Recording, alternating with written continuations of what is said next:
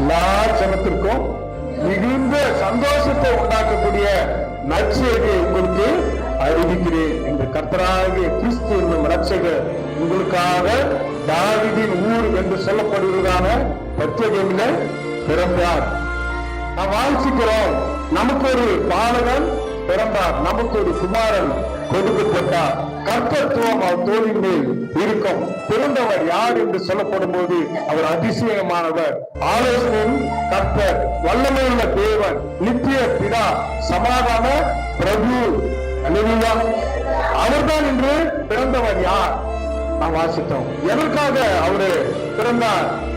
நாம் வேதத்துல வாசிக்கிற முன்னாடி ஒரு கன்னிகை கர்ப்பவதியாகி ஒரு குமாரனை பெறுவார், அவருக்கு இயேசு என்று பெயரிடுவார்கள். இயேசு என்று சொல்லப்படுவதற்கு தேவனுடைய அவர் நம்முடைய ஜனங்களின் பாவங்களை நீக்கி ரட்சிக்கிறவர். அல்லேலூயா. யார் பிறந்தவர்? யார்? ஜனங்களுடைய பாவங்களை நீக்கி ரட்சிக்கிறவர் பிறந்தார். பிறந்தவர் அப்படிப்பட்ட பாவிகளை ரட்சிக்கவே கிறிஸ்து இந்த பூமியில் என்ன பண்ணாரு? வந்தார். இறந்து போனதை தேடவும் ரட்சிக்கவுமே கிறிஸ்து இந்த உலகத்துல வந்தார். பாவிகளை ரட்சிக்கவும் இறந்து போனவர்களை தேடவுமே அவர் வந்தார். யாரு இறந்து போனவர்கள்? யாரு? பாவிகள் யார்? எங்க இருந்தார்? ஏதேன் தோட்டத்திலே ஆண்டவர் நம்ம என்ன பண்ணாரு? இறந்து போனார். நம்ம இறந்து போன நம்மை மீட்பதற்காக பிசாசு இடம் இருந்து தந்திரமான அந்த வலு சர்ப்பமாகிய பாம்பிடம் இருந்து நம்மளை விடுதலை கொடுக்கவும், மரணத்திலிருந்து நமக்கு விடுதலை கொடுக்கவும், நித்திய ஜீவனை நாம் பெற்றுக்கொள்ள வேண்டும் என்பதற்காகவும், இறந்து போனதை நம்மை மீண்டும் பெற்றுக்கொள்வதற்காக இயேசு கிறிஸ்து என்ன பண்ணார்? இந்த பூமியில அவர் வந்தார். ஆதாமுக்குள்ள மரணம் எப்படி உண்டாயிற்றோ அதே போல இயேசுக்குள்ளாக நித்திய ஜீவனும் உயிர்த்தெழுதலும் உண்டாயிருக்கிறது. அதனாலே ஆண்டவர் இந்த பூமியில வந்து தம்மையே நம்முடைய ரத்தத்தை அவர் சிந்தி, ரத்த சிந்துதல் இல்லாமல் பாவம் மன்னிப்பு இல்லை என்று வேதத்துல வாசிக்கிறோம். அதனால இயேசு கிறிஸ்து மனுஷகுமாரனாக இந்த பூமியில வந்து ரத்தத்தை சிந்தி நம்முடைய வெளியேறப்பட்ட ரத்தத்தினாலே அவர் என்ன பண்ணாரு?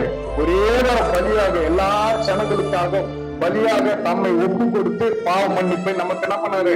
அவரு உண்டாக்கினார். அல்லேலூயா. அந்த தேவன் தான் நம்முடைய தேவனா இருக்கிறார்.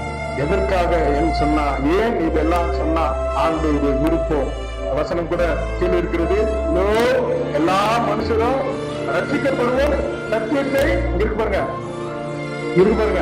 எல்லா மனுஷரும் ரட்சிக்கப்படுவோம், சத்தியத்தை அறிகிற அறிவை அடைவோம். அவர் சித்தமுள்ளவராயிருக்கிறார். ஏன் இதையெல்லாம் ஆண்டவர் செய்தார்? எதற்காக இந்த பூமியிலே அவர் பிறந்தார் என்று சொல்லப்படும் போது எல்லா மனுஷரும் காப்பாற்றப்பட வேண்டும், எல்லா ஜனங்களும் இந்த நல்ல செய்தியை அறிந்து கொள்ள வேண்டும். அது மாத்திரமல்ல, அந்த அறிவை அவர்கள் பெற்றுக்கொள்ள வேண்டும் என்பதற்காக அவர் சித்தமுள்ளவராக இருக்கிறார்.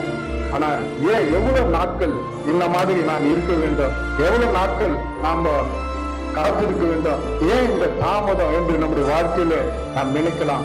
வேதம் சொல்லுகிறது, தாமதிக்கிறார் என்று சிலர் எண்ணுகிறபடி கர்த்தர் தமது வாக்குத்தத்தத்தை குறித்து தாமதமாய் இராமல், அவருடைய தம் வார்த்தைக்காக அவரு தாமதமாய் இராமல் என்ன பண்றாரு?